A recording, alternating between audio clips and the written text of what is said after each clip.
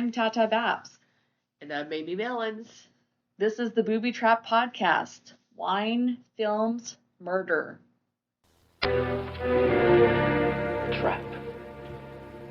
Big, beautiful booby trap. With this podcast, we delve into the world of classic crime and murder films, paired with the perfect wine. Today, we pair the twist of spice and floral notes of a Traminette to match the elegant suspense and sly humor of the film, The Lady Vanishes. So we're going to go ahead and start with our wine tasting. The grape varietal today we're trying is Traminette. What's interesting about Traminette, so it's a white wine, and it's actually a result from a cross between Gewürztraminer, I can say. Gewürztraminer. You should know this. You were just in Germany. I know. Come on. Yeah.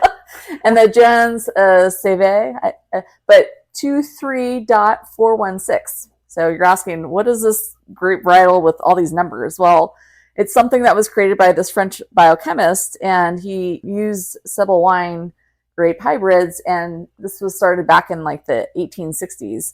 So he's actually the guy who created the Chambertin grape. Coming back to the Traminette, so this cross varietal was actually made in 1965 at the University of Illinois. And the intention essentially was to create a large cluster table grape that had that sweeter flavor of the wine I cannot pronounce, the German wine. Gewürztraminer. There you go. German, I know, is what it has to do with wine. Well, of course, that's the most important thing. Mm-hmm. Wine is grown in the U.S. For the sweetness, it's semi-dry. Acidity, it's high. For the smell, it's usually pretty floral with some spicy and light fruity notes. So thinking like lychee, apricot, orange blossom, maybe some like white pepper in there. As for taste, usually the flavors are more like ripe apples and pears, maybe some violets and apple blossoms. Now, I don't personally eat flowers, but I guess others that do, it tastes like some violets and apple blossoms. Oh, nice.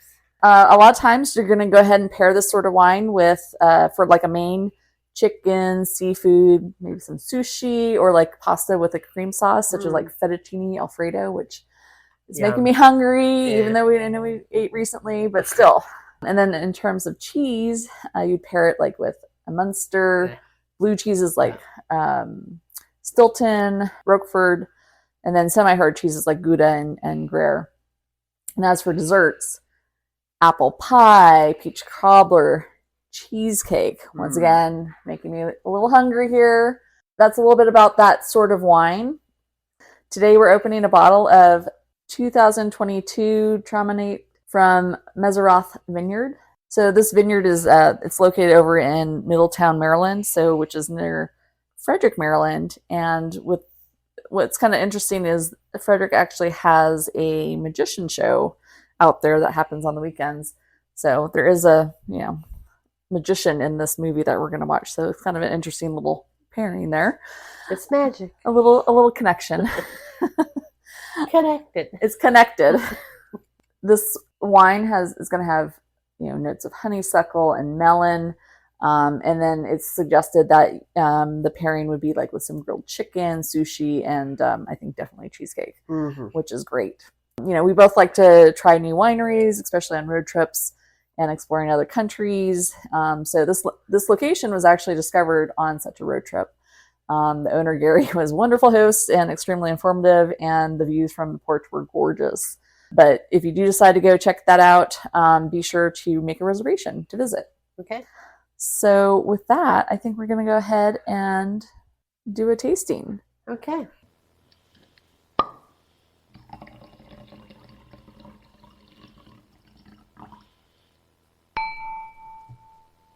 The first thing we do is the sight. So the question is, what color would you say this wine is? I think it has a green tint to it. Do you? Yeah, a little bit of pale green, maybe some straw, maybe a combination between those two. Mm-hmm.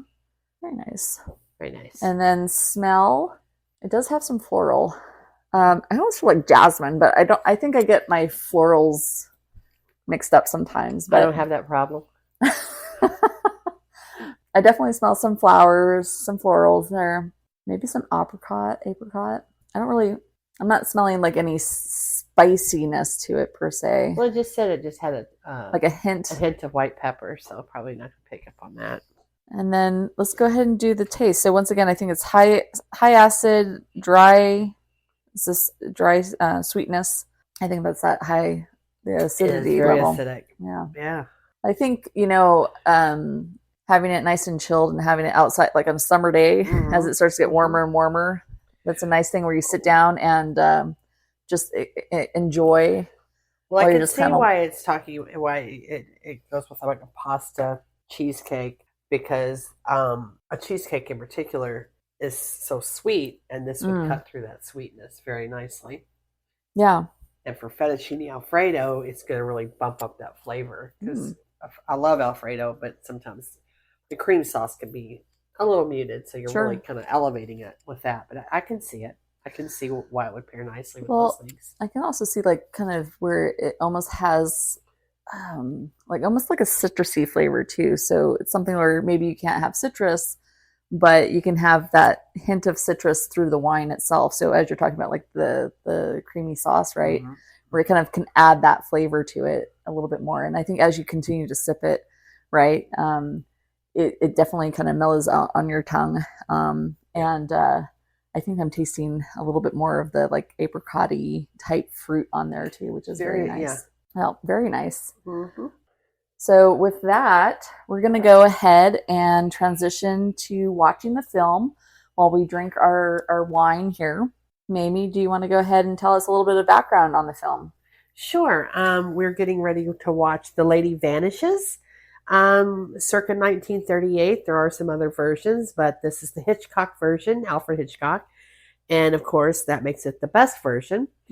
And of course, so we all know that Alfred Hitchcock is the master of suspense, and he directed well over 50 feature films in a career that spanned about 6 decades. So occasionally he remade his own films, such as The Man Who Knew Too Much, 1934 and 1956, Murder, 1930, and German language version film. So it's Mary. So Murder, and then Mary is the other version of it, but it was German language. So kind of a strange. Yeah, and it was like a year later. So I mean, maybe there was an interest, and that's why that happened. But maybe unique for sure. So of course, Hitchcock is legendary, and his techniques that he used in the film have been used in films since then, over and over and over again, with even with the cinematography that go into the films. So this particular story follows an English tourist. Her name is Iris Henderson. She's played by Margaret Lockwood, and she's traveling by train in continental Europe. And she befriends an elderly governess, Miss Froy, who's played by May Whitty. But after a mysterious incident, Miss Froy disappears, and no one on the train seems to remember her. So Iris teams up with a young musicologist named Gilbert Redmond. He's played by Michael Redgrave, to uncover the truth behind the disappearance.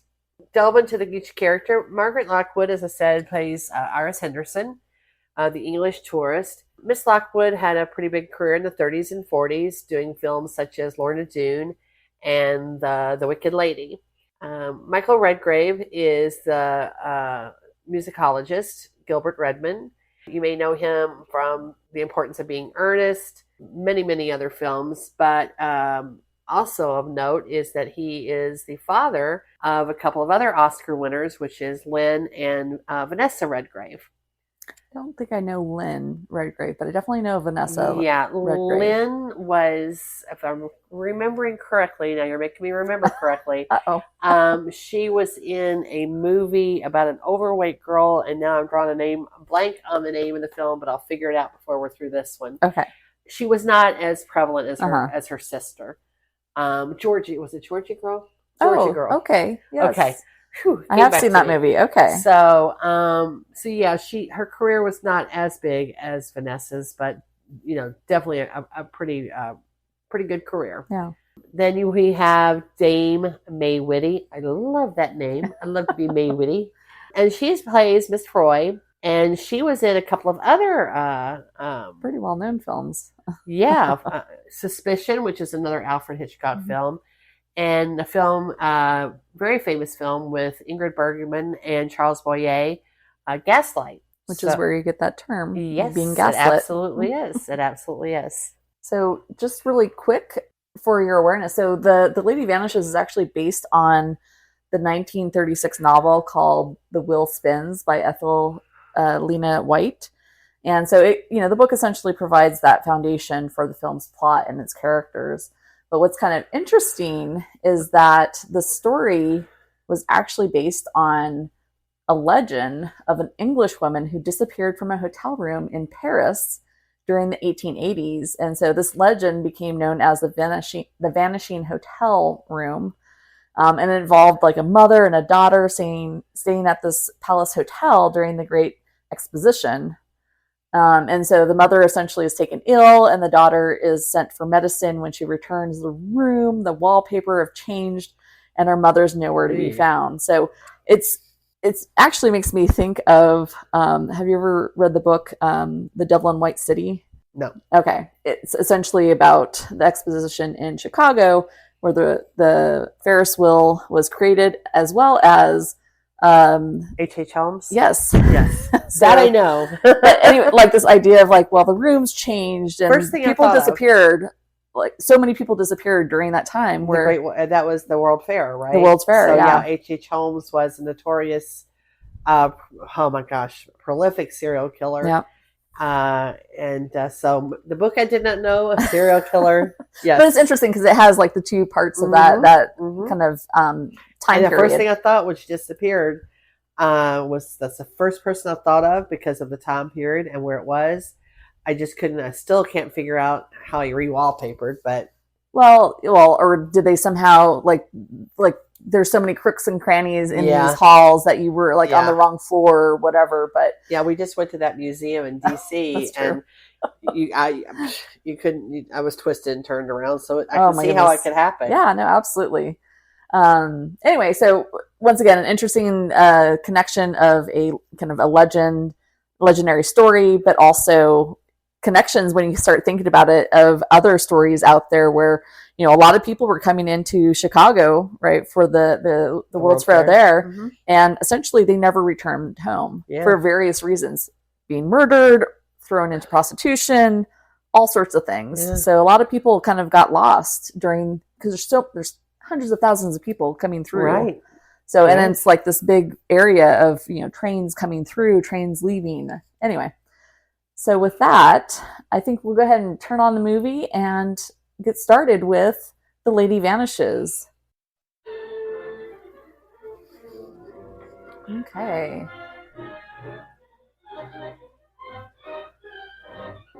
Ooh, I'm enjoying this music already. Yeah. Oh, okay. There's that music that they'll bring in throughout the film. I don't think I realized that before, but yeah, interesting. It was just like that one piece of it, though. Interesting. This part. Continuity. And here we roll credits. Now, when I see credits like this, I watch them all the way to the end. Just because... Because look, there's Googie Withers. Yeah. She's in... That's... Okay, wait. She's Blanche. I have to figure out who Blanche is because she's in some other films. I don't think I ever realized she was in this. That's why I always watch credits like this to the end, because you'd be surprised. The actor, might be big actors, right, that had started out with these little small roles in films like this. You just never know who you might see. Well, I love this scene with the miniaturization of the town. I don't know. I think I just like that sort of stuff. Well, what I like is he makes it look purposeful instead of cheap. And I saw so many, the ways the porches and all that. I mean, like even the car drives by. Yeah. So many, all the houses there were like that in this particular area with those not patios, but balconies like that. So that is a real take on it. I mean, like they had a bird that's in a bird cage that you see for a split second. Yeah. So a lot of the details in there for sure. Well, you also keep in mind, I think, like you see what they're doing here, is this talkies hadn't, were still kind of new, Hmm. you know, newish. So when you watch it, you'll see a lot of, you can almost see it that if it didn't have sound. Hmm. And so visuals were very important because, Absolutely.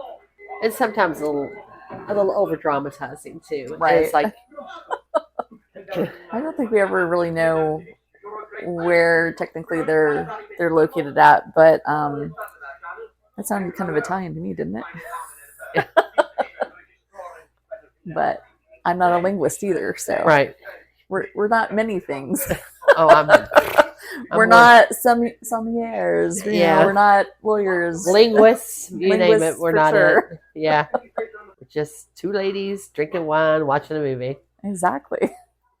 I'm perfectly happy with that. Absolutely. Cheers. Cheers.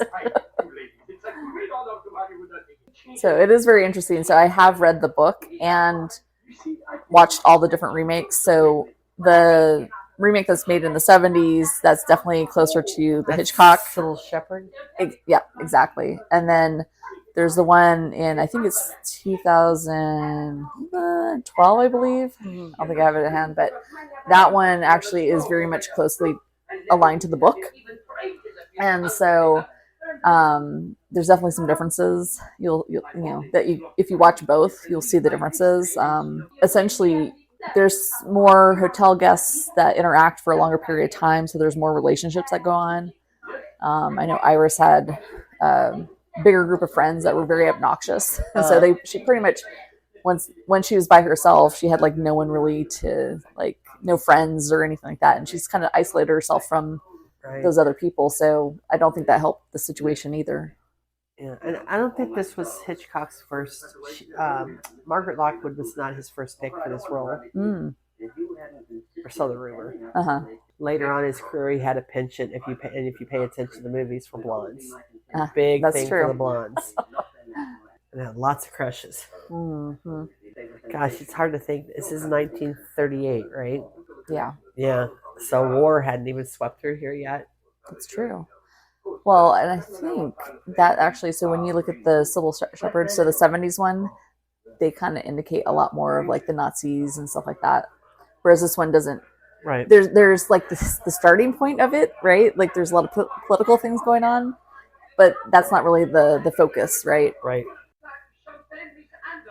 I'm confused why there's an Italian innkeeper in Germany.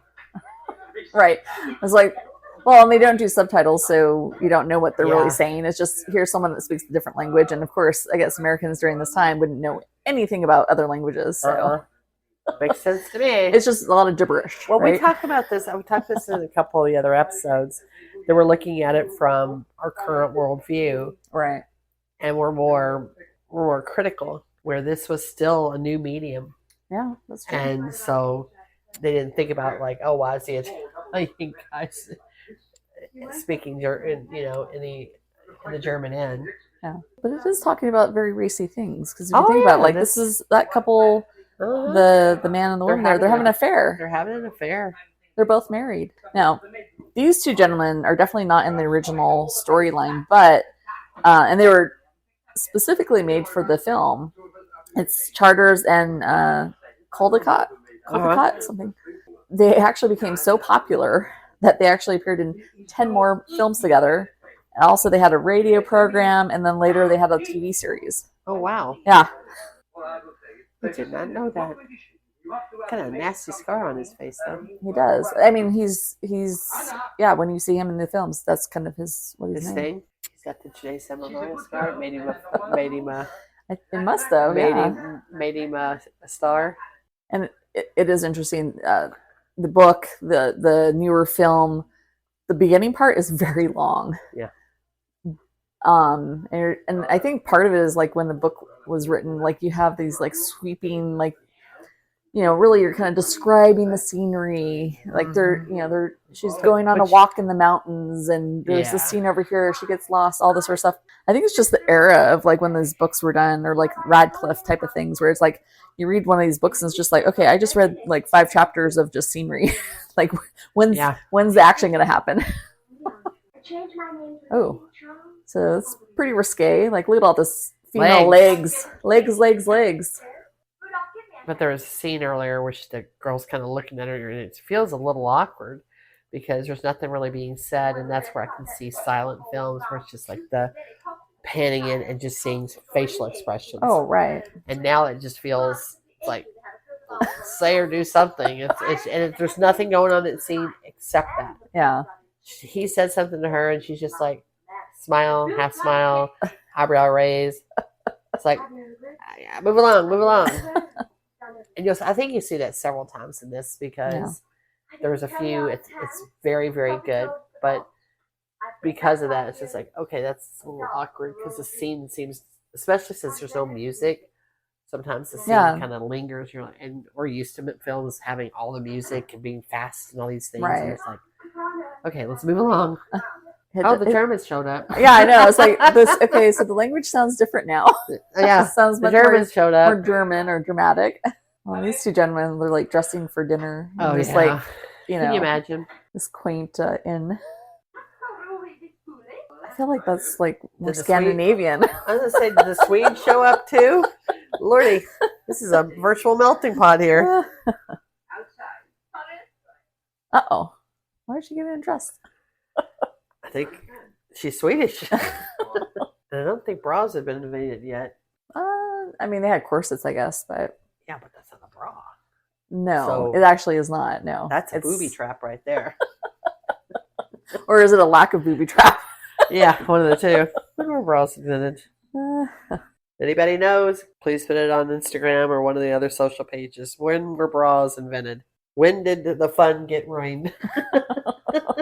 Hello. London? Well, Mr. Simpson? Yes. Hold on. I'm going right to find you. Ooh, they're pretty excited, London. Oh, okay. So 1914, the first modern bra was patented by New York. What's her name? Her name is Carice Crosby, born Mary Phelps Jacob. So, and she was frustrated with her corset. Whalebone. Whalebone. I hope they mean that in a figurative terms. I hate to think whales gave up their life to make a corset. No, I think they probably did initially because they did whales for the oils to burn for all that. So 2 handkerchiefs and a ribbon to create some cleavage. Well, there you are. Well, I mean, essentially, it sounds like it was like a bikini top. Yeah. And people, if you're wondering why we strayed into that, remember what podcast you're watching? Booby trap. So it fits right in to talk about a booby holder, right? Absolutely. Alrighty there. Mine would have to be more like a towel than a handkerchief, though. A beach towel. But there's still the politeness, despite his upset. That's English for you. They can tell you, tell you to go to hell and make you look forward to the trip.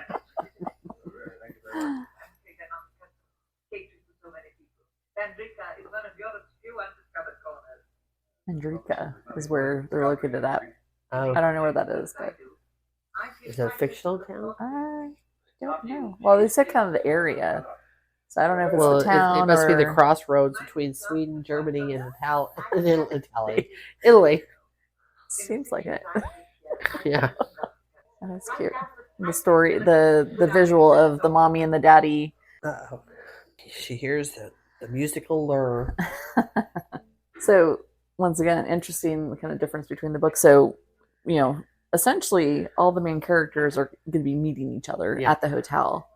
Whereas, really... This is storytelling. This is what right, it's more of a storytelling. You'd never get anybody to go see a movie with this much storytelling at the front end. Oh, no. They'd already be on the train killing each other by now. Oh, absolutely. Very annoyed. Hello?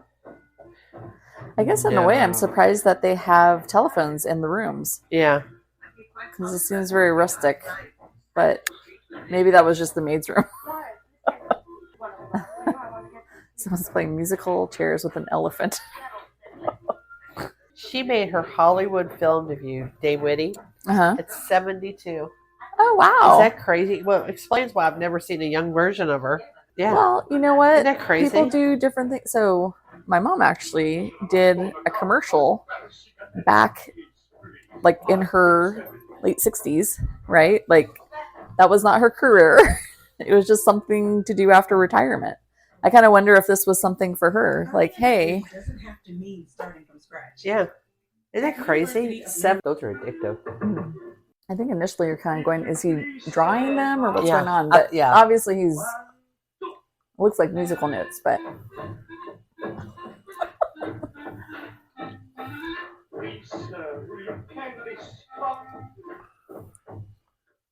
I wouldn't say they're the most graceful. No. It does seem like elephants jumping around on the floor there. Like Debonair was.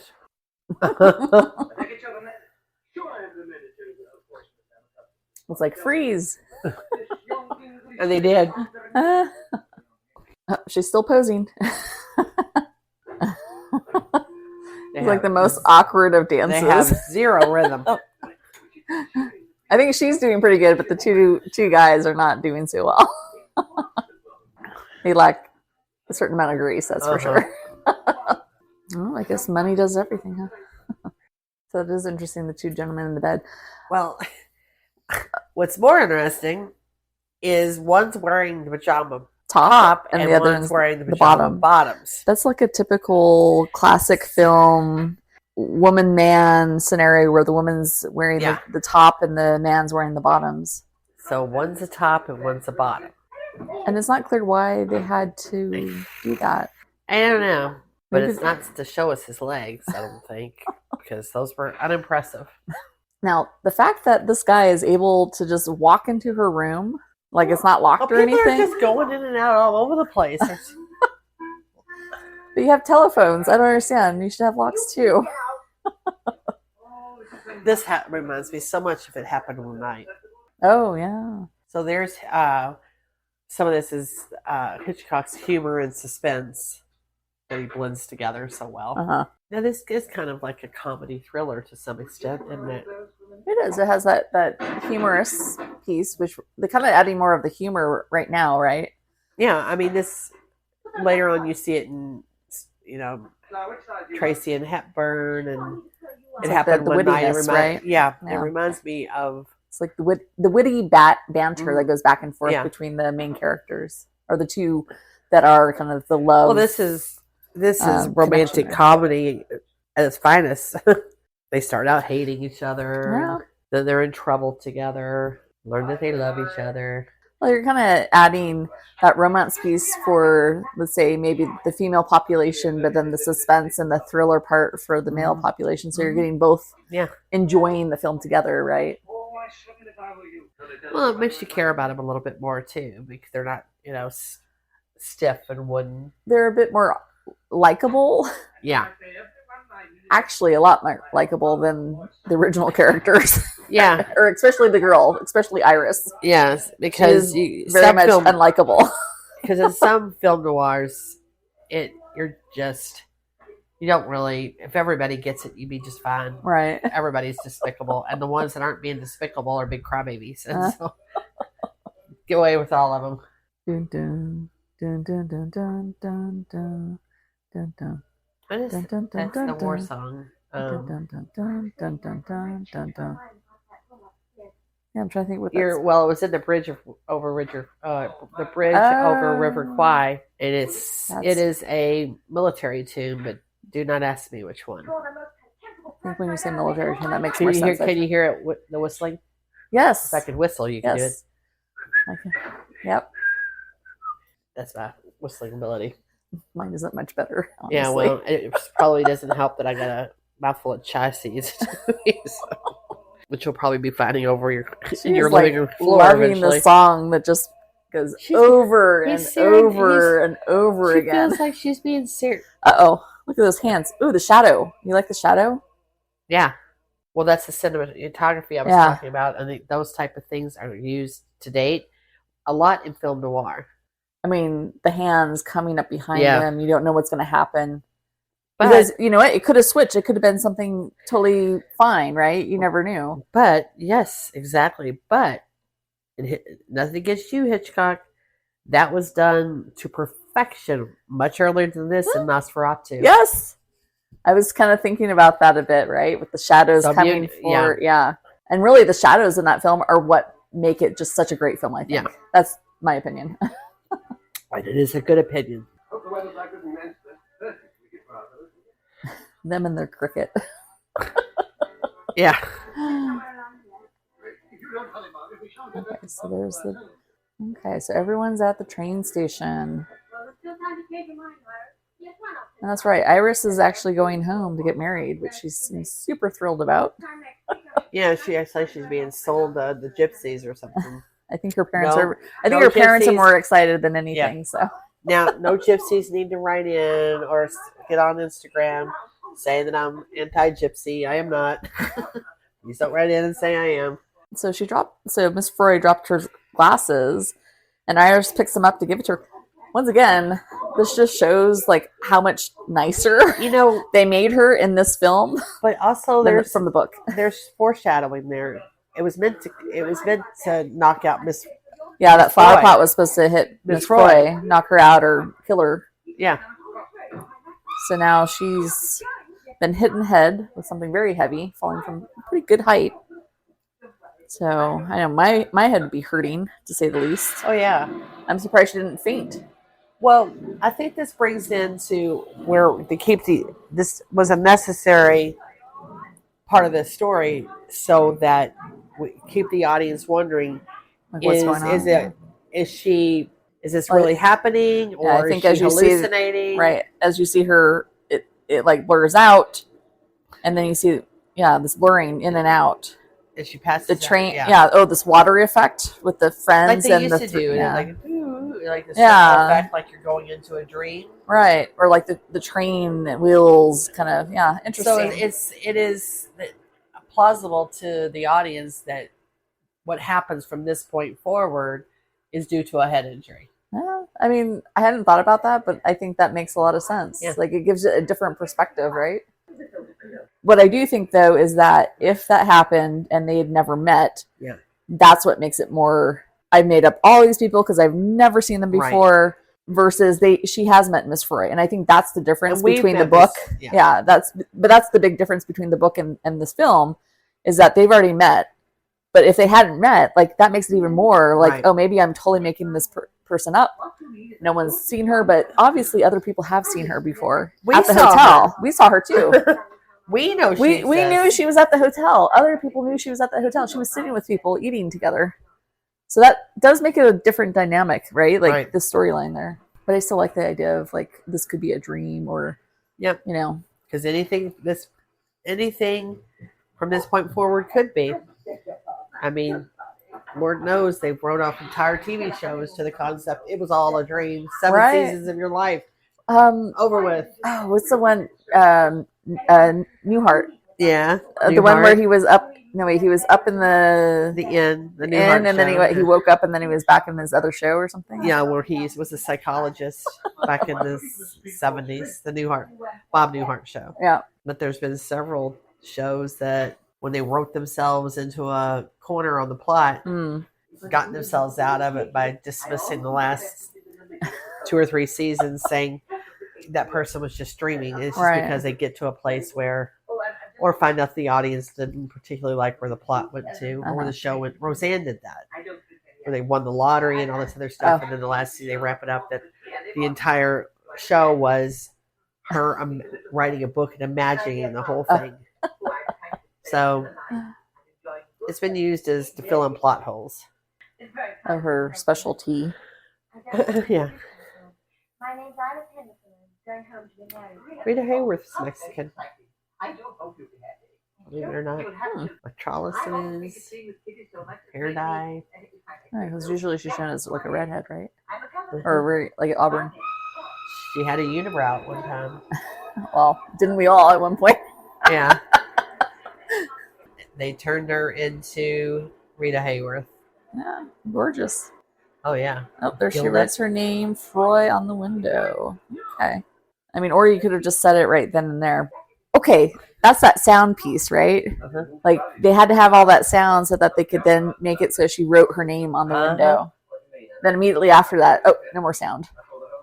And I think that is interesting where there's very minimal sound as part of this film, which is really like a great way to emphasize. It's a very good way to do it because I just saw a movie not too long ago, and it made it more suspenseful because instead of having where when the scary part or where the jump scare or wherever that was, it would start the music, pump it up, and you knew it was. You kind of could steel yourself that it was coming.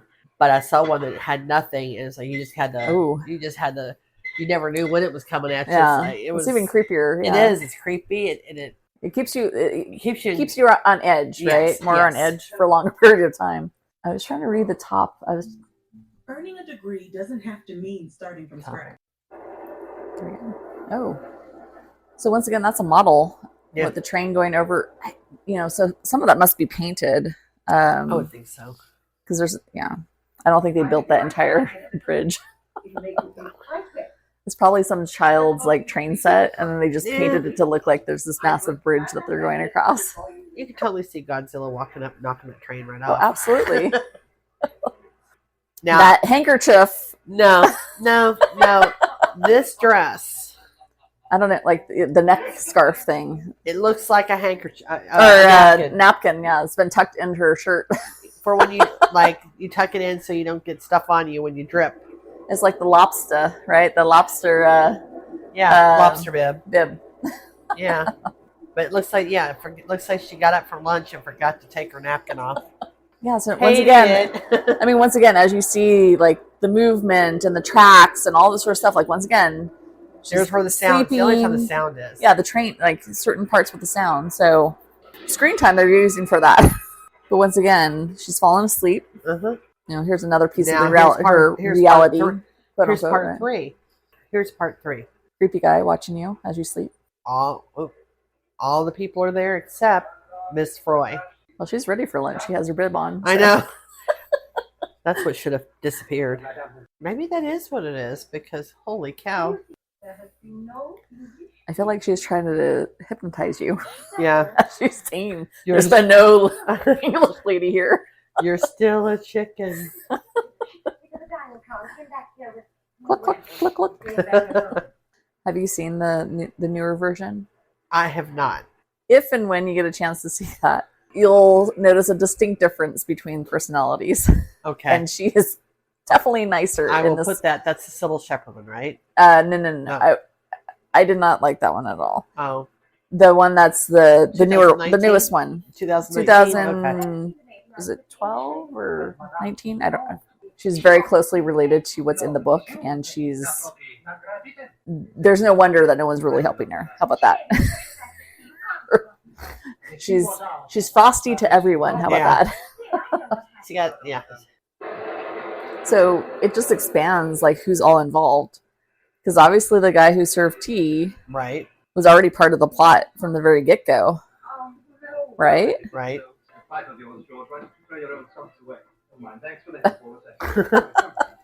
There's that humor. You must know something fell on my head. Did you hear what he just said? I did not catch that before. Something fell on my head. He said in infancy. Oh, wow. What a takedown. Well, I think sometimes that wittiness is so fast, you're trying to pay attention. I did not catch that. And there's no subtitles or closed captions, so we can't follow along as well. But he just zinged that right. Oh, yeah. That was funny. Okay, Italian. I don't know who anybody is anymore. I just know there's I mean, the fact that he knows this brain specialist as a musicologist is weird.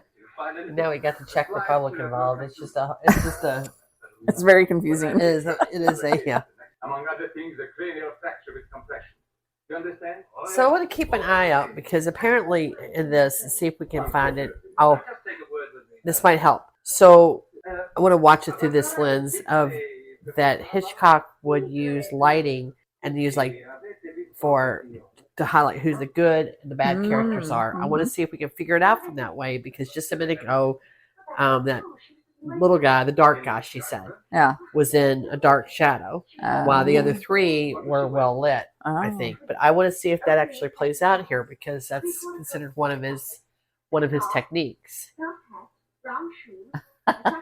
This is so funny. She's describing Miss Froy, and she cannot remember what her face looks like, what her hair looks like. Yeah. But when she talks about like what she's dressed in, she's very like detailed and Yeah. specific. Yeah. She's very much at the clothes. How about that? Mm-hmm. I'm afraid not. So I think out of all of the actors, or the individuals that are on the train, the one that is closest resembling from the book is actually the couple that's having an affair. Okay. They're almost like word for word a lot of the stuff that comes out of that, which is interesting. Mm-hmm. Now, when we talk about the two English gentlemen that always are talking about cricket, I feel like they're an amalgamation of like a bunch of different characters that you actually don't see in the film, but were talked about in the movie, talked about in the book, and who were guests at the hotel. So it's like that happens sometimes when they do Yeah. the screenplay or they bring a book to film. They'll just roll a few characters and have it, in one character. Yeah. Mainly because you have to be more concise in filming a movie than you Sure. meandering through a book. Well, I mean, even when you look at the other films, like they're not going to go with all the backstory, so you kind of Right. miss out on all of that, which actually explains. So when you read that book, it actually explains why people are not like saying, "Oh yes, I saw her." Like they're all keeping this hush hush, and everyone has a reasoning, right? Like the Right. couple that's having an affair, they don't want to be like get in Exposed, trouble, like yeah. get exposed about that.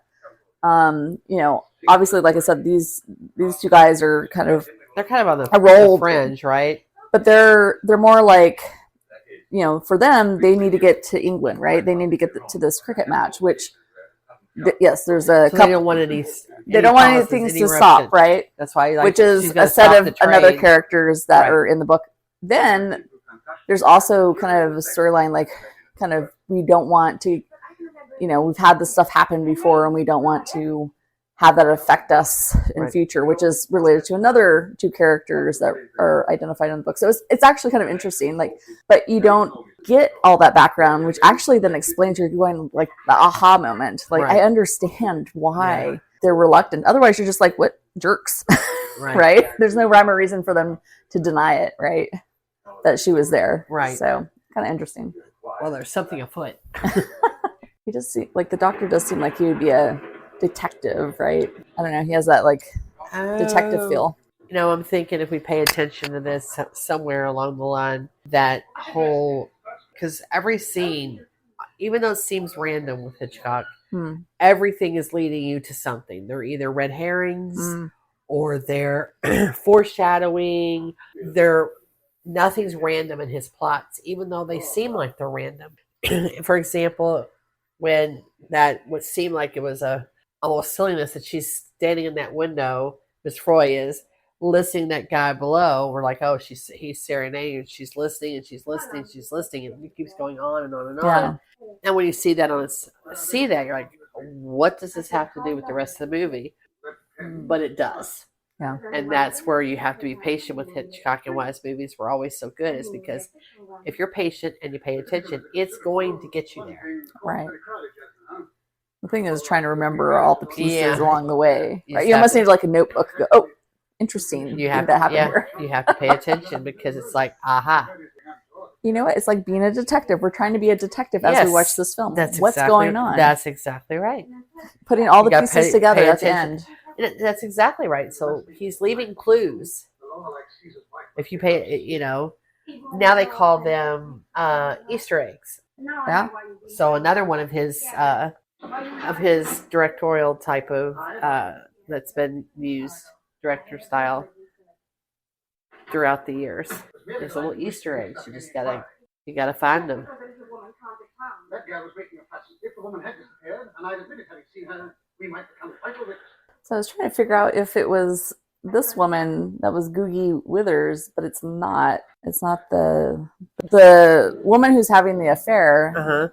So I was thinking that was Googie Withers, but I don't think so. I think it might have been one of the friends that was with Iris at the beginning, like at the hotel. Yeah, because this is because it's like her eyes. There's something, but that's just playing. Okay, Florence yeah. Lyndon Travers. It was just like they look kind of similar, but they definitely are not the their same eye shape is person. different. But it's kind of interesting. So this Googie, so she was actually, her name is Georgette Lizette Withers, but she got that nickname from her Punjabi nanny. Oh wow. So, yeah, that's not her. no, it's not. The woman having the affair.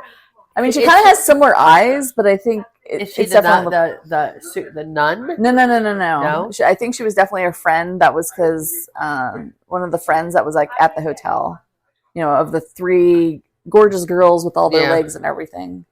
Googie was she was born in Pakistan, and she ended up dying in Australia. But once again, it sounds like she had a little bit of an interesting international lifestyle of some kind. Yeah, so her nationality was British and Pakistani. Interesting. So the reason why I brought up Googie is because I know her from the Jane Austen film Northanger Abbey, where she was the one hostess. So anyway, I recognized the name because it's unique, right? Right.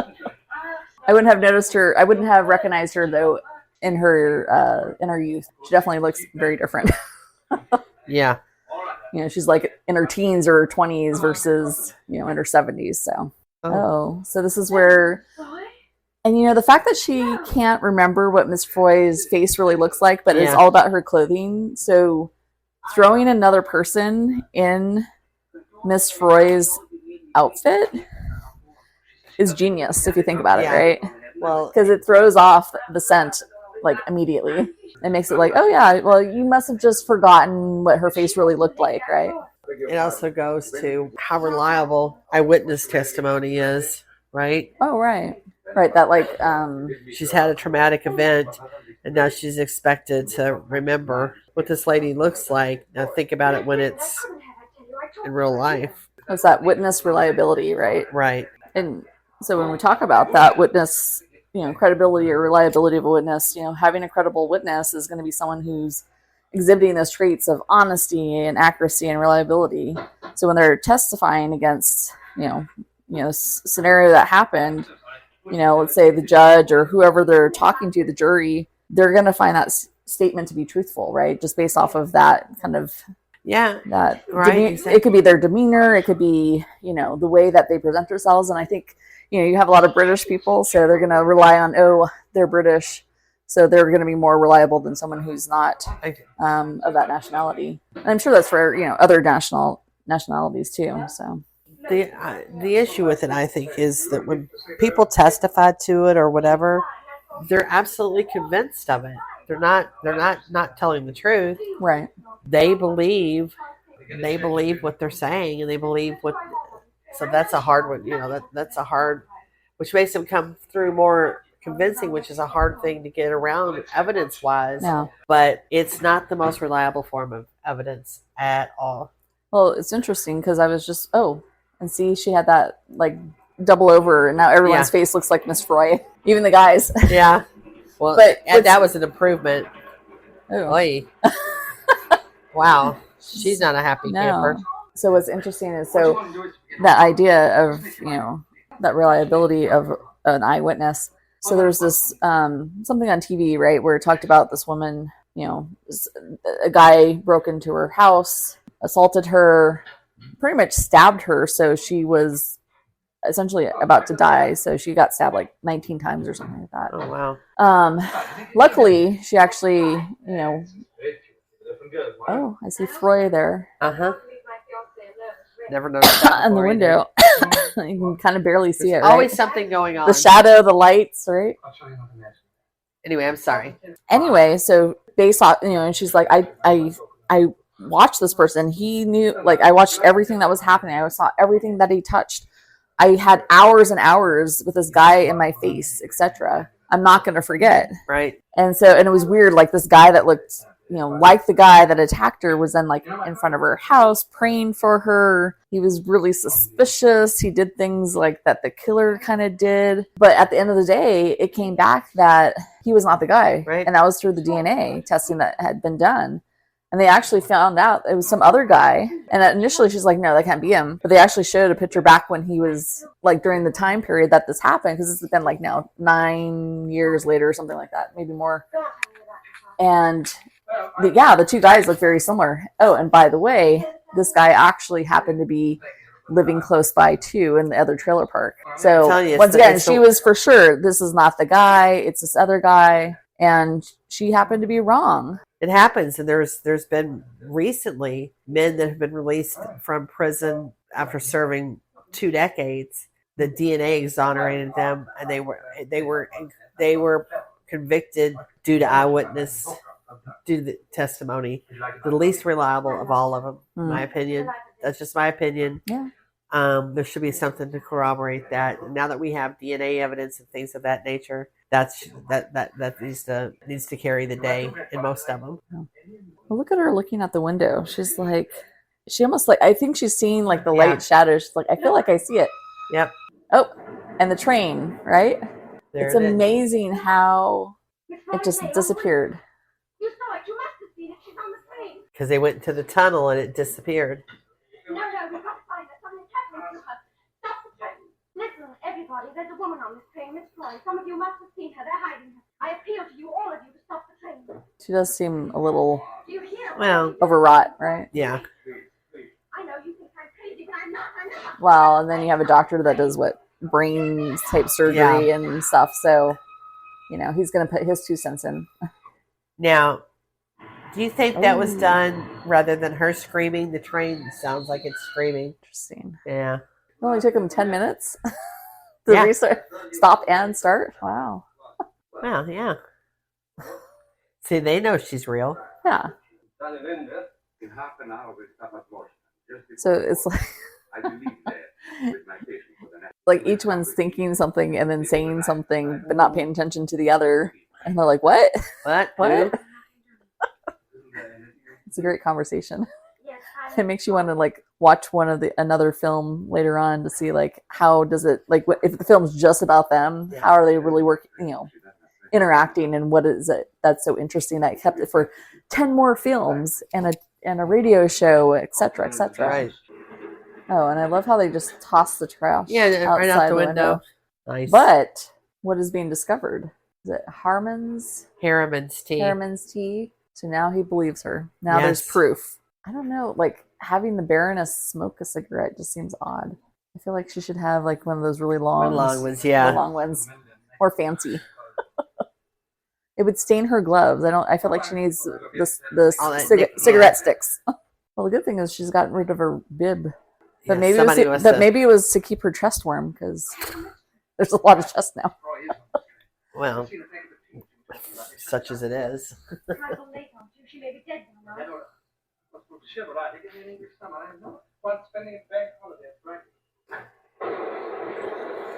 I guess someone just stuck their head out and filmed while the train was running.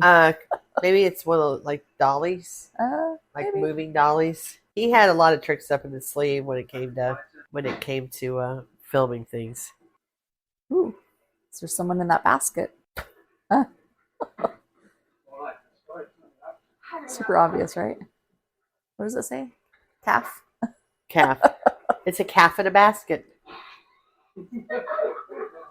They really didn't need to open it. It says it on the top of it. Wonder why there's bars on the window of the train. Oh my goodness. Oh, that's the guy that keeps talking to her.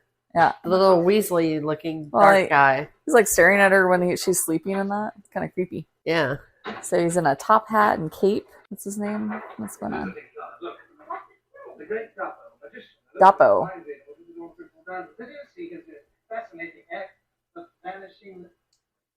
His act is the Vanishing Lady. The name of the film. Red herring. Another red herring. Could he be the one? I mean, it's possible. He's a magician, so he knows a lot of tricks to get rid. And his most impressive act is vanishing ladies. So you know. Disappearing him. Oh,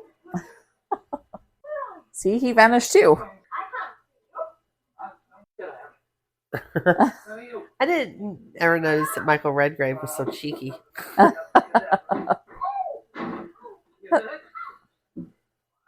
That thing turns fast. Yeah, it did. She turned into she got thrown out of that turnstile there. Oh, There just happens to be a Sherlock Holmes hat Yeah. Oh, and a pipe. and a pipe to talk about his theory. In the first place, a little old lady disappeared. Everyone that saw her promptly insisted she was never there before. Ruling this Some more of that romantic comedy going on. Professor. Oh, which is holds up. It does. He looks like, wait, did he play a professor in something? Because he looks very familiar in that setup. I don't know a ton about Michael Redgrave's career. Ooh, there's a hand. It's a random hand. It's him, the Italian guy, the magician. Oh my goodness. Seriously? You're gonna like fight over broken spectacles? Yes, but and I love how he just goes for the nose and twists the nose. aren't they her spectacles? Well, yes. Oh, okay. But I mean, he's just, if they were your spectacles and they fell and they broke, would you be that, No, like, I'm going to kill you for this? no. I sure wouldn't tweak your nose. That just seems, suspect. And the bunny rabbit's watch. Oh, well, she kicked well, but not the right person. Yeah. Oh, twisting the ears. That still holds up. I'm sorry, it does. A good ear toggle. You know what? Break up any Between the fight. nose twists and the ear tugs, and, well, she's getting elbowed in the face, but I mean, this is actually pretty funny to watch. Like, she's trying to get up, she can't get up. Oh, and I have Uh-oh. Ooh, there's a switchblade there. that song he was humming that's been driving you nuts. Yes. Is called the Colonel Bogey March. Bogey March, huh? Yes, ma'am. Bite that hand. Just make sure she's biting the right one. Luckily, there's a knife in it, so there wasn't any confusion this time around.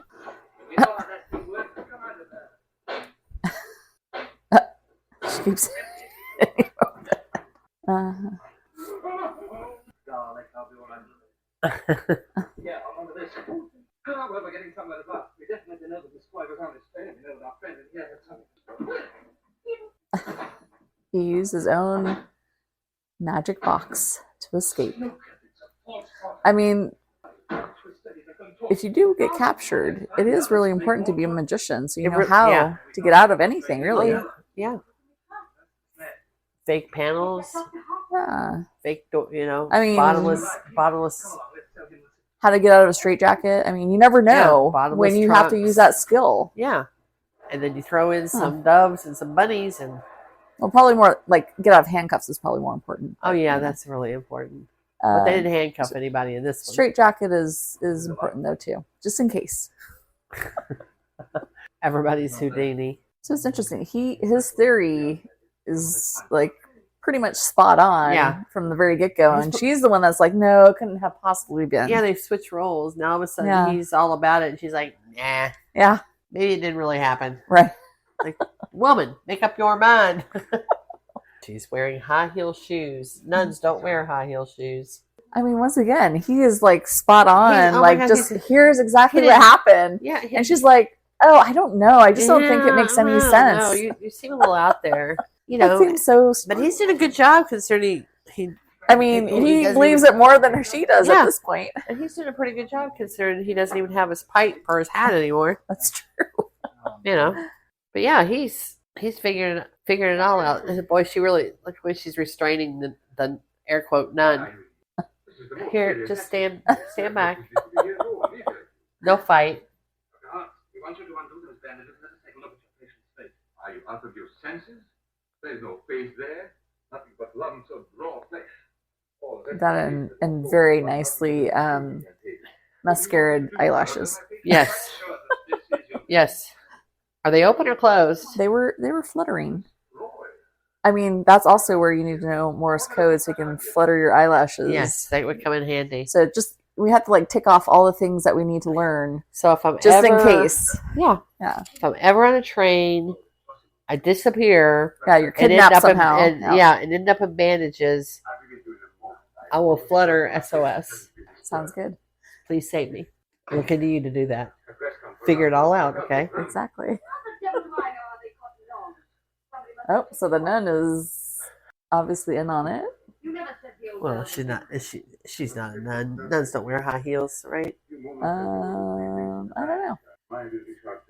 Now, one of the stewards is working, and now perhaps you'll tell me what's all about. Listen, Alfred. Well, so the whole thing is interesting too with the doctor, and they just believe everything that comes out of his mouth. Oh yeah. Well, he's a doctor. Well, a well-known one, I guess. Yeah. But you know, because Gilbert knows that too, surprisingly. but they also made, you know, they believe they made house calls too. So, this is a different time. Well, I mean, he's definitely more suave and Yeah. not as maybe sinister seeming. Right. Like if you see him in other films, like he definitely has more of a sinister look and feel. He just seems like a very nice guy that's just trying to help out. And but he's got that thin pencil mustache. well, That's that is a villainous type mustache No for sure. good can come from it. So back, gosh, this has now been a while ago.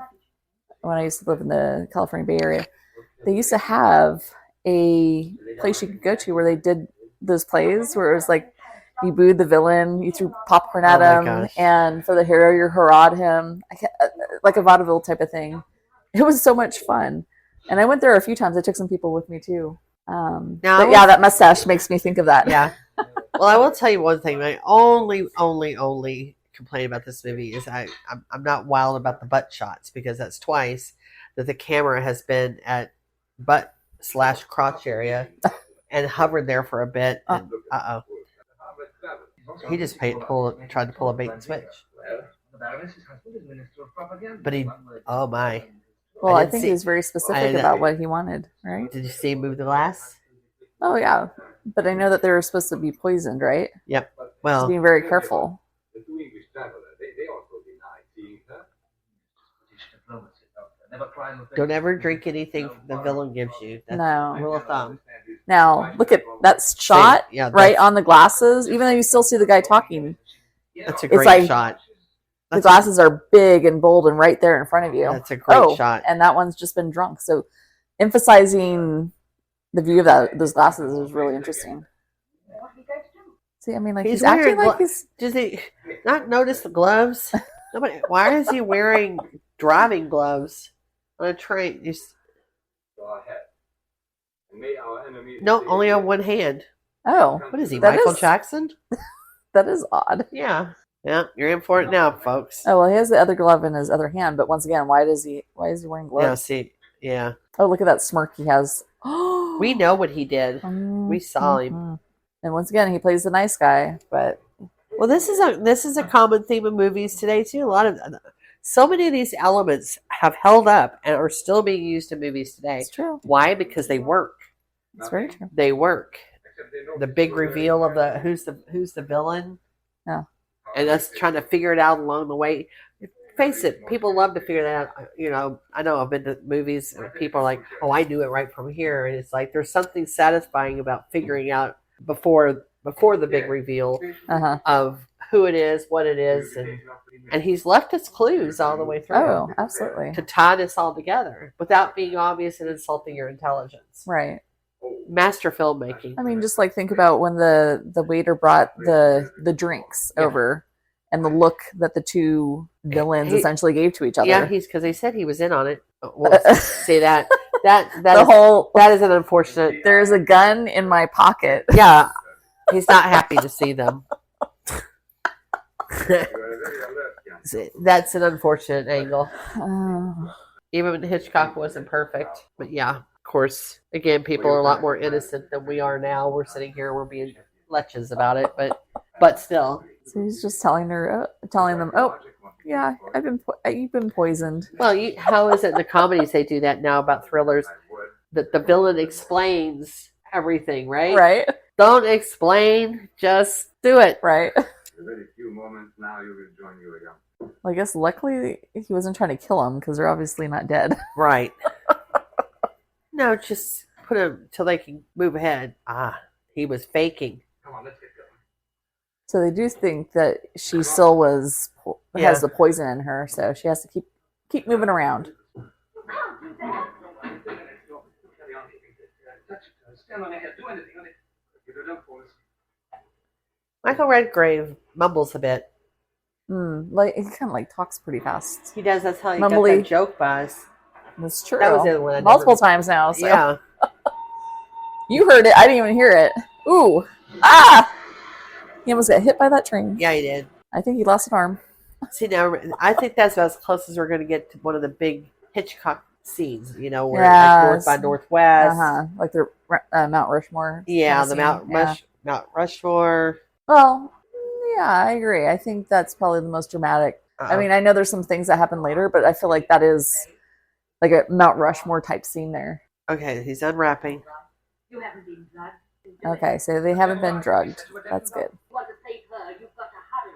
Well, and now she's like, go ahead and save her because she's English.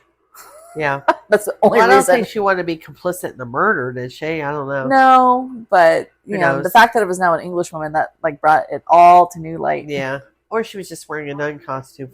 Okay, she's getting ready to tell us. Oh no, she's not a nun. Oh, There's that woman that goes around giving Frau- everybody dirty looks. it's like Frowny Face. Frau Frowny face. He was in on it. Oh yeah, The magician / Italian guy. he's talking about how she like Pulled pulled his his ears. ears. What a big baby. I need more money. She pulled my ears. Oh my goodness. What a big baby. I mean, he's opening his wallet, so you know there is that. Oh, there she is, moving around.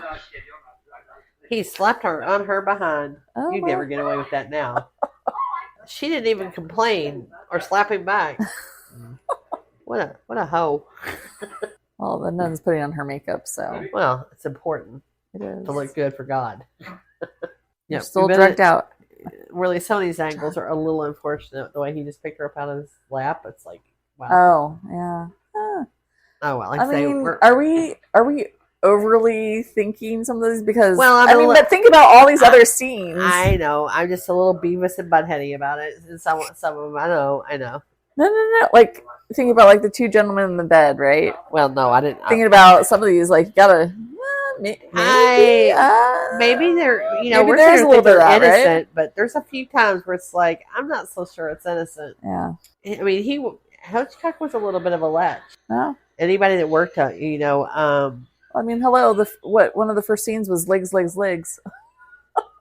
I- Oh, and like when the waiter or whatever came to lift her up. I mean, that lifted her whole slip up too. So we're seeing a little bit more than just like. well, Tippi Hedren had lots to say about how he was, and he was not virtuous. Let's put it that way. Oh, And he'd have been part of the Me Too movement today. oh, I'm sure. I'm sorry you've had such an uncomfortable journey, Miss Croy. She didn't do a very good job of wrapping her face. Well, they There's were in a like hurry. a lock of hair still sticking out.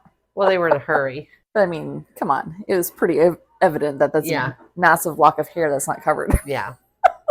He's been had. He is not a happy camper. Nope.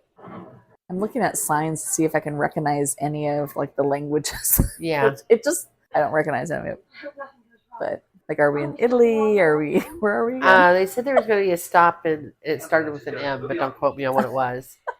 They seem like they're still in the Alps, so Well, the doctor obviously has some clout because he just does. got them to take a train or part of a train. he's got quite a few people in his back pocket. Oh. I feel like when you say I know too much, that's when you get killed. Yeah. You're just what a dumb thing to say. You're just asking for someone to come and like Oh yeah, it's murder like I you. know too much. You can't kill me. That's why you kill me. That's why you kill the person. Yeah. Shut up. Same. Oh. The same ones that go, I'll tell the police. Yeah, you're not gonna last much longer after that. That yell. Oh, there he is. Oh, that other train's going by fast. Yeah, you do. Oh, so much. She's lying so much. Miss Froy, come on. Nobody's kidnapping governesses, No, or is it governor? I don't know. Right. Well, They're not everything gonna stops like kidnap a governess just because. Yeah. There has to be a reason. Whether she knows the reason or not is a different story. Well, now they know where Yeah. to find everybody at the same time. It's tea time. Of And course. everybody knows Must be, that the English, must be 4:00 or whatever. yeah, for tea. English stop the world starts revolving. The English stop everything they're doing when it's tea time. What are you dribbling about?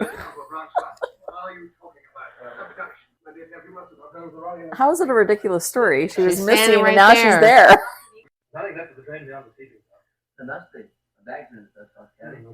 Well, I didn't hear a gunshot. I just heard a woman scream. So I guess that's the end of the air quote nun. Oh no! Wait, there she is. Oh, she's not been shot. No, but I was trying to figure out who was the one that screamed, which makes sense. It was the nun that screamed. But I wonder, like, what happened, right? Yeah, it doesn't look like she got shot. I wouldn't be drinking anything out of a wine glass anytime soon if I were her. It could be poisoned. They have what? They've said that multiple times now. They can't do anything to us because we're British subjects, or, you know, we're in a different country. Why does it matter? Because we're English. Yeah, well, you know how the English are. And again, English people do not write in. I'm not anti-English people. I think it's definitely, you know, when you do look at some of the older films, that does tend to play out, right? We're English, you know, you don't have authority over us. Right. Very independent people. English being a very important language that everyone would be able to speak. I don't understand the language, and it may be important. Would you? Wow, that was a massive chair to be thrown on top of that guy. Yeah. I'm surprised no one's eye got poked out with the chair leg. Now put your eye out, kid. Exactly. I don't believe the man's explanation was quite satisfactory. Things like this might cause a war. Is that a inkling of something going on in the future? But this is what, 38, maybe this right? is what happened. 38. Oh. Now they missed him, right? No, he got shot in the hand, but he got a graze. Wow, what a trooper! He gets shot in the hand, and this is one of the two guys. This is Charcot,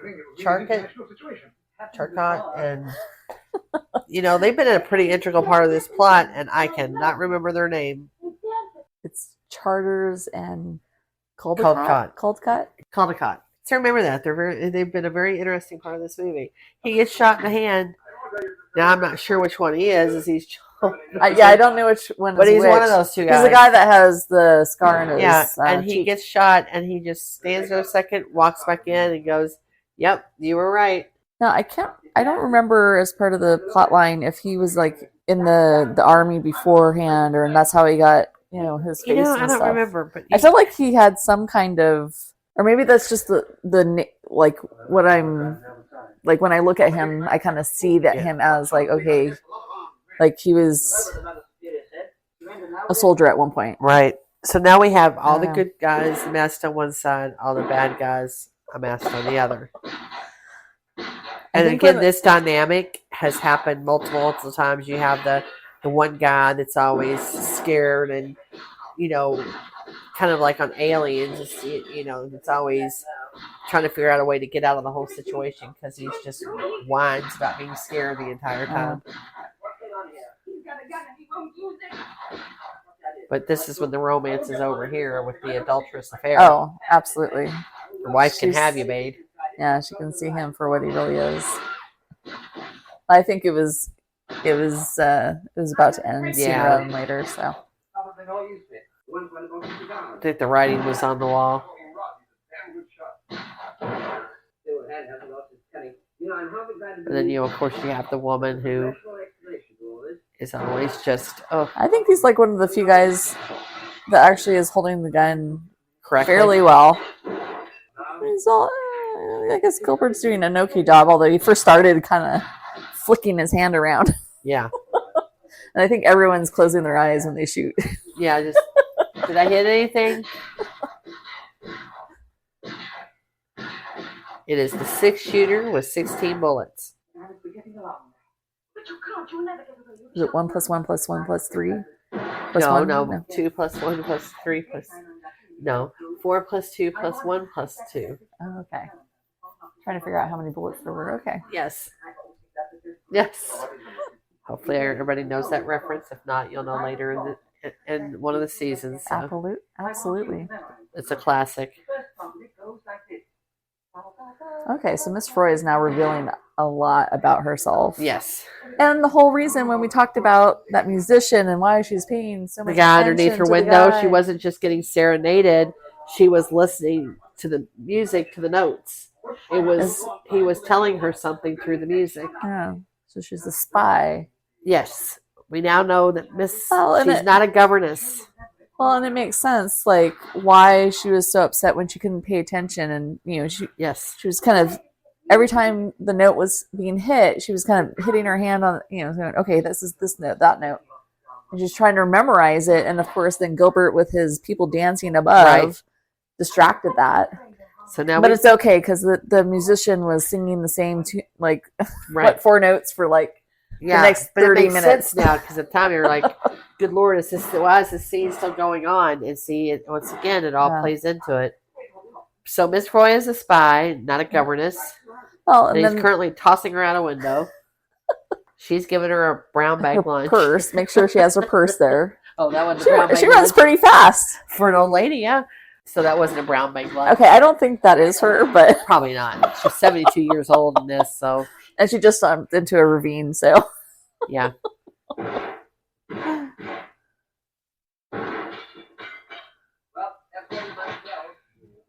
A 12-shooter. Wow.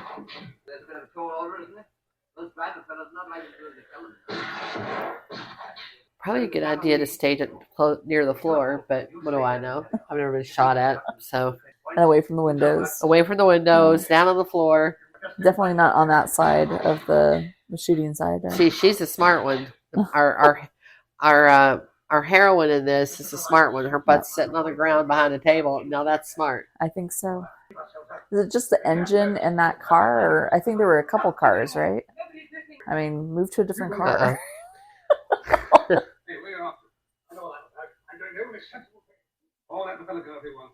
Oh, he didn't even get a chance to wave his white flag in truce. Well, I think once again, like that close up of the white handkerchief. Uh-huh. That's interesting. Yeah. Just with the wine glasses, emphasizing, but in not a showy way, right? It's in a very quiet way. Notice there's no blood. There's still a little bit of blood flowing down on his hand, so you could tell he'd been shot. But otherwise, you can't even tell where they were shot. Well, I mean, that's kind of typical for this country. It's probably make someone gets shot and they're like, oh, they're holding their stomach. You never see blood, right? Well, they're gone. Now, well, not movies. Now it's like you see too much. Yeah. Hold it together, ladies. Ooh. Oh, they're moving. Let's get back in front of the window so they can shoot at us some more. Oh, they're going backwards.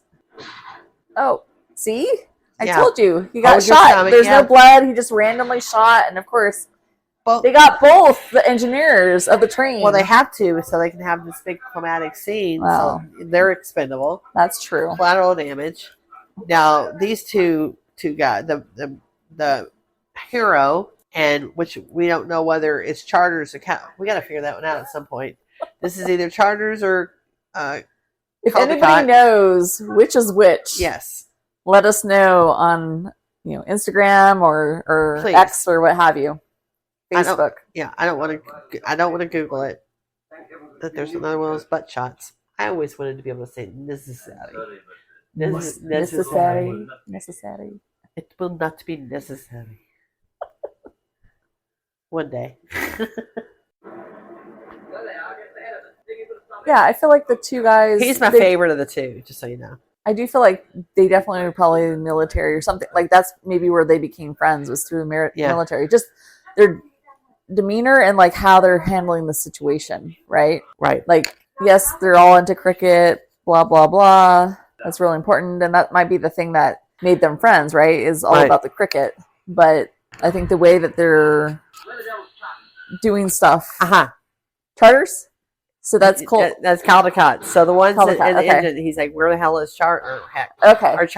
Okay, so now we know the guy with the scar is Charters, and Caldecott is the squirt, the little guy. Okay. He was the bottom. Where's he the top? He was the bottom. Here's the bottom. Oh, the nun got shot.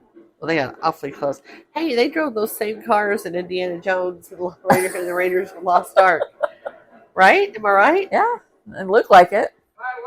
That's so strange. It's like, oh well, we didn't get them. Good luck with them. But is there going to be somebody at the other side?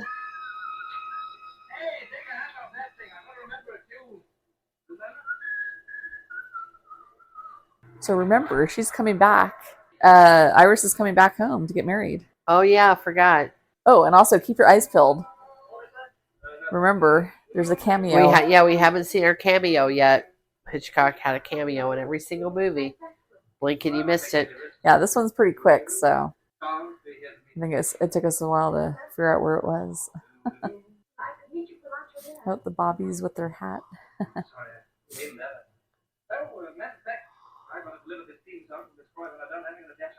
There he is. Oh, There he shrugs his shoulder while smoking a cigarette. And his hair he still had hair and it was black. But he was still bald with black hair. So all this worry to get back to watch the cricket game, and it was flooded out. There was some very good chemistry between those two. Yes, there was. Yeah, he looks like a weenie. Her fiance. That's how you shut every woman up, isn't it? In the 40s, so 30s and 40s, smooches. You just lip locked them. Yep. Every woman got lip locked. Even Betty Davis. I think particularly Betty Davis, the only way you can get her to shut up. Oh, look, they're in love. Oh, so happy. Well, come on. But they got married. They got got married, you right? haven't heard him whistling this tune for the last how many days or hours? So you wouldn't have remembered any of it either? Right. Pay attention, lady. Yeah. Your husband to be, or if he is a husband, I think they already got married. His whole life is about music. Get with it. They got married, I think. Oh, did they? Okay. Somewhere. These people. Well, and anyway, she needs to pay attention. He's a musicologist, so she needs to be paying attention to music. There's Miss Froy. So one of the interesting things is that, from the book for Miss Froy, so she wasn't a spy. She was actually a governess, and the only reason why she was kidnapped was because her employer, who was like kind of like a politician essentially, happened to be home when he was supposed to be away, and that was his alibi, that he was supposed to be away from his house, his home. So she wanted to make sure that she said goodbye to him before she went home to England to see her parents. And yes, she was still old then too. So her parents are like in their 80s or 90s or whatever. But in any case, it's not until you see there's a newspaper that's left. And in the newspaper, this employer that she's mentioned, the name is in this newspaper. And then you're going, aha, this is why she got kidnapped, because she essentially could have discredited this guy, her employer, and his alibi, because essentially he killed somebody. So his alibi is he was never around. He killed a political rival. They're saying, oh, he did it, but I couldn't have, right? I was never in the area. But she can discredit that. So that's kind of, the difference, at least the big difference for Miss Froy in terms of, yes, in this film here, she was a spy. In the original story, she actually wasn't. But there's a lot of the same kind of storylines that kind of align with that. Right. So... Well, I like this version. I like the spy. It gives a little bit more depth and twists, more opportunity for twists and turns, I think. So, that's the end of the film. So just kind of curious what your thoughts were on, so I know you were saying you really enjoyed the spy aspect of it. I did. I think the most, I'm always, the most compelling thing to me is always Hitchcock's detail, his eye for detail. He was known for that, and how he could weave a story together and again leave all the little clues all the way through a movie, that if you pay attention you can put everything together at the end without it being obvious or being too obtuse where you don't know what's going on. But I think my what I learned the most from the movie today is about the shadows. I'm really intrigued about that, and then being able to watch and see how the playing with that. The dark, bad characters are in the dark light, And I think that's been used a lot in movies too. And I keep referencing that. But to me, when you know you have a great director is when when their work is still, we're talking almost a century ago now, getting close to it. So, Yeah. but this movie still holds up. It doesn't seem, because a lot of movies at that time period feel a little overacted, a little hacky. It holds up, and one of the reasons it holds up is there's so many elements that are still used. The romantic comedy, the twists, the cinematography, and all of these things. Some of these things Hitchcock invented. The dollies, when you were asking about how they did the the train scene. The trains, but using moving dollies to get different perspectives that you wouldn't, using perspectives from the character outward. Just so many elements that are used today that I think, so it's like foundation of the cinema we watch today that wouldn't be there if it weren't for him. And I think that's very true. I mean, when you think about cinema, especially early cinema, like, it was very stationary. And so you kind of always saw it from one viewpoint, but being able to see it from different viewpoints, from different perspectives, I think is what makes it unique. And just even like how they use the imagery of like, the glass it's not even focused on the glass, but the glass is there and it's there, not moving. It's quite large. So it was obviously, you're going to see it, but you're really, the film's actually focused on the guy talking. But you're really paying attention to the glass. You're kind of paying attention to both, but you're like, ooh, but that glass is lingering there. Yeah, there's so much to see. But the overarching thing, I think of all in summary, is in this movie, and is it real or is it a dream? You're left wondering for a while. You're left wondering because there's I liken it to, and this is a little more on the spectrum. It was A Beautiful Mind pulled off this trick, and a little more elaborately, but still into the same genre of, you're left wondering if is his reality, is it true? It's just that we're the ones that have it all wrong. Is this, it turns out that no, I was left wondering the entire time. And this movie, I think, stands out so much because of that kind of dream. And even when they do the little fuzzy circular, it was in a ton of movies after that of, like, ooh, they do the dream sequence. And, there's actually just like 3 parts, and then she passes out again and she wakes up, and now we're in stage 3. And it's just, they keep you wondering until finally, and if you think about it, we are not supposed to believe until, Michael Redgrave's character starts believing. Then it's okay for us to believe, right? So that's the favorite part of the movie, is that, is it or isn't it? Is this a dream or is it reality? And that is always fun in movies, and it just keeps you engaged. Because let's face it, if it weren't that element, the rest of it's funny and it's good acting and it's all these things, but that's what pins all of it together, is the intrigue and just and it doesn't fall apart, right? So you have where, once you find out that it's for real, it can fall apart very quickly after that. It's like, okay, I'm lost. Now you get into the intrigue of the spy. That's why I like that spy so much. Now you've got, you've got the shootout, you've got the spy. You've still got more movie left, and that's what and I think that what makes Hitchcock so great, is there's just so many elements, and again, the overarching of playing with the truth, which he liked to do a lot of. Nobody is 100% truthful. No situations are 100% how they seem, and he seemed to know that better than anybody. Well, just kind of going back to the dream, is this reality or is it a dream?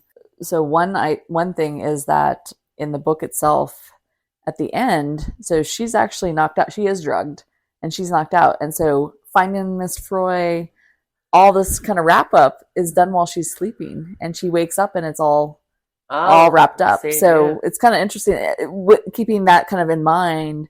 Obviously it wouldn't make for a very good film, right? Because it's like, okay, I woke up, I fell asleep and I woke up, the end. Yeah. But it kind of almost connects those two pieces then, from the film and also from the book, as potentially like, is this a dream or is this reality? But another thing makes me think of like philosophy class where, and I don't know which philosopher, it's been many, many years, but it was like, the philosophy is like, is this reality or are we living our dream life right now? And what you dream is actually true, the truth. Well, do you know, right? Is this the Matrix? Yeah, well, yeah, exactly. I mean, I'm saying you can run this threads through so many different ways and know that directors, present day directors and directors out through cinematic history have used these particular threads. This is, that has to be there. What audience put themselves in a seat, pay for a movie ticket for a very certain type of experience. Mm-hmm. And, and they don't want to see their life played out on the screen, which our life is what it is. So there, those type of playing with those type of realities and playing with those type of tropes are super important to, to keep bringing us back to the theater. Sometimes you have to suspend disbelief a little bit, sometimes a little bit, a teeny tiny bit, but I will have to, say most of the time, except for maybe some of the climactic scenes in his movies, he kept it pretty real. I mean, could this happen? Pretty much. Is there some, is there still some silliness in there? I'm with you. Some of these ones I was like, wow, I think they were purposeful. Nobody does that many butt shots if it's not on purpose. And I'm not trying to. It's just the truth. I noticed it's like he did at an angle from. I don't think it was sexual. I'm not even insinuating that, but there's a reason for it because, from what I understand, there was a reason for every single solid thing he did. He was so much, mercurial about it that he would teach his actors to be blank faced. Don't make any expressions. Let the camera do the work for you. So that's a guy. I can't believe that anything. I don't know the reason for it. I've never read the reason for that type of thing. But there was nothing that he did that wasn't purposeful in that movie, and you can tell single thing was done on purpose. Mm-hmm. So yeah, it holds up. It's going to be a classic forever. I wish they'd stop redoing it some of these movies sometimes because sometimes you just it's better to always go back to the original source material, right? Yeah. Some things just need to be left alone. I will say I should have just stuck with the original rather than the 1970s version. Yeah, yeah. That was very disappointing. So don't worry, don't watch it. So thank you for saving 2 hours of my life. I do appreciate that. Like I said, I think that the latest one is more interesting, but only if you're interested in seeing like how it's portrayed from the book itself. If you're not, then that's Yeah. And if you enjoy the original as this is, then I'd say just stick with this then. I do. Because it does change it a bit, It changes, like I said, in this movie, Iris is a lot nicer, kinder kind of personality. Yeah, well, I don't want to root for a woman who's kind of we had that in The Adulteress. She was annoying enough for everybody, right? And then you have, of course, the faux nun came around eventually because, it was okay to murder her until she found out she was British. I mean, in general, I felt like the characters were a lot more unlikable than in this film. So yeah, it is something and you got to remember, there is something psychological to it still, where people want to see a happy ending in a movie, and particularly back then, you really didn't. You see more now that directors play around with having that don't know what happened ending, or there is an unpleasant ending. We still don't like it. I know I don't. Yeah, I don't like that. But back then, it was almost like mandatory that the good guy had to win. Mm-hmm. People wanted to see the good guy win, because you want to hurrah him. This pre-war, during the war, the good guy needs to win. That was super important when the world was filled with bad guys and becoming the world was becoming a darker place at this point. So, so yeah, and we want the hero to save the day. So I don't think I would have wanted to watch this if it was just a bunch of jerks mulling around on a train all day. Right? I agree. Okay, so to summarize today's podcast, we tasted the 2022 Traminette from Meseroth Vineyard, which is located in Middletown, Maryland, near Frederick. We ended up pairing that wine with the classic, the Lady Vanishes, and that was created in 1938. And it was this movie was based off of the novel called The Will Spins by Ethelena White. The novel came out in 1936. So, as you know, I've mentioned several times it was directed by Alfred Hitchcock, who was known as the master of suspense. He directed about over 50 films, famously made a cameo in all his films. Today's film was at the end in Victoria Station when they got back to there. And his innovative techniques and storytelling have left a lasting impact on cinema. Absolutely. The topics that we discussed for this episode included, obviously there were a lot of differences between the book, the original film, and the remake, so we kind of touched on some of those differences. Obviously, the kidnapping of Miss Froy was very key in the film, as well as the witness reliability. So essentially, this idea that when those that we believe to be trustworthy actually lie, they kind of reshape the reality. Right. So with that, we want to thank you for joining us for today's episode. Please join us next time as we explore another classic crime film and its perfect wine pairing. Be sure to check out previous episodes on the Booby Trap podcast. You can ask Siri, Alexa, Google for quick access. We're found on Amazon Music, Apple Podcasts, iHeartRadio, Spotify, and more. You can also follow us on Instagram, X, and Facebook platforms, as well as YouTube, actually. Yeah, and when you do that on one of those social platforms, we're going to have a trivia. I want to throw in a trivia question to make it interesting. And that is, if you could go to one of those platforms and tell us what the name of the magician was in the movie. Let's kind of see if you were really paying attention. Actually watch the movie and tell us what the answer to the question is. Well, until next time, cheers! Cheers!